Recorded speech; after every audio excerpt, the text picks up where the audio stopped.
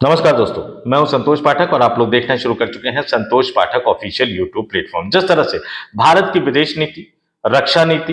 व्यापार नीति, किससे तेल खरीदेंगे, किससे नहीं खरीदेंगे, ये तमाम बातों की जानकारी भारत सरकार से या भारत के मंत्रियों के हवाले से नहीं आती है, बल्कि अमेरिका से ये ब्रेकिंग न्यूज आती है। उसी तरह से जनता दल यूनाइटेड, जी हां, बिहार के अब तक मुख्यमंत्री बने हुए नीतीश कुमार की पार्टी में क्या होगा, नीतीश कुमार क्या करेंगे, जनता दल यूनाइटेड आने वाले दिनों में क्या करेगा, इस बात की breaking news Bharatiya Janata party के खेमे से आती है। साफ साफ नजर आता है कि नरेंद्र मोदी और अमित शाह साहब की प्राथमिकता देश के अंदर अपने राजनीतिक स्कोर को सेटल करने की ज्यादा है, भले ही अंतर्राष्ट्रीय स्तर पर देश की इज्जत, देश के मान सम्मान और देश की जो प्रतिष्ठा है वो लगातार खंडित होते रहे, इनको कोई मतलब नहीं है। लेकिन अब घरेलू राजनीति में भी थोड़ी बहुत उनकी पोल खुलती हुई नजर आने लगी और अब भारतीय जनता पार्टी एक तरह से थोड़ा बहुत फंसते हुए नजर आ रही है। मैं जानबूझकर थोड़ा बहुत शब्द का प्रयोग इसलिए कर रहा हूं क्योंकि उनकी लड़ाई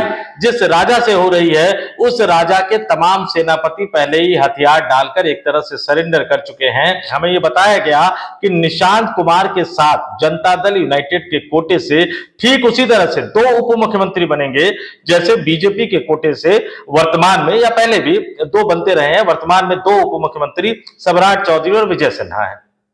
यही सबसे बड़ा झोलझाल है। नीतीश कुमार को समझ आया, लेकिन थोड़ा देर से समझ में आया, भैया वो अपनी राजनीतिक विरासत अपने बेटे निशांत कुमार को सौंपना चाहते हैं। लेकिन अगर नई सरकार जिसमें मुख्यमंत्री भाजपा का होगा और दो डिप्टी सीएम होंगे जनता दल यूनाइटेड के, एक उनका बेटा और एक कोई और होगा, तो जाहिर सी बात है कि जनता दल यूनाइटेड में फिर निशांत कुमार की लीडरशिप कैसे तय होगी, क्योंकि जो दूसरा डिप्टी सीएम बनेगा वो पुराना नेता होगा, घाघ नेता होगा, जाति के आधार पर मजबूत नेता होगा। तो जाहिर सी बात है कि वो जनता दल यूनाइटेड पर बहुत ज्यादा असरदार प्रभाव डालेगा। यानी उनको समझ में आ गया कि जो दो डिप्टी सीएम का फॉर्मूला बीजेपी फेंक रही है वो उनकी विरासत उनसे ही नहीं बल्कि उनके बेटे से भी छीनने की एक लॉन्ग टर्म राजनीतिक प्लानिंग या यूं कहे कि एक दीर्घकालिक राजनीतिक षड्यंत्र का हिस्सा है। तो अब कम से कम अभी तो कई सारे बातें तय होनी है, लेकिन उसमें एक बात ये तय मानकर चल लीजिए कि जनता दल यूनाइटेड का ये साफ साफ कहना है कि भैया अब निशांत कुमार अगर बनते हैं नई सरकार में डिप्टी सीएम तो वो इकलौते डिप्टी सीएम होंगे, यानी जेडीयू के कोटे से इकलौते डिप्टी सीएम होंगे जिनके पास गृह मंत्रालय भी होगा और साथ ही कई अन्य महत्वपूर्ण मंत्रालय भी होंगे, ताकि एक साफ साफ संदेश दिया जा सके तमाम राजनीतिक दलों को और खासतौर से जनता दल यूनाइटेड के बड़े दिग्गज नेताओं, कार्यकर्ताओं, विधायकों, सांसदों और एमएलसी को कि नीतीश कुमार के बाद अब निशांत कुमार ही उनके नेता है।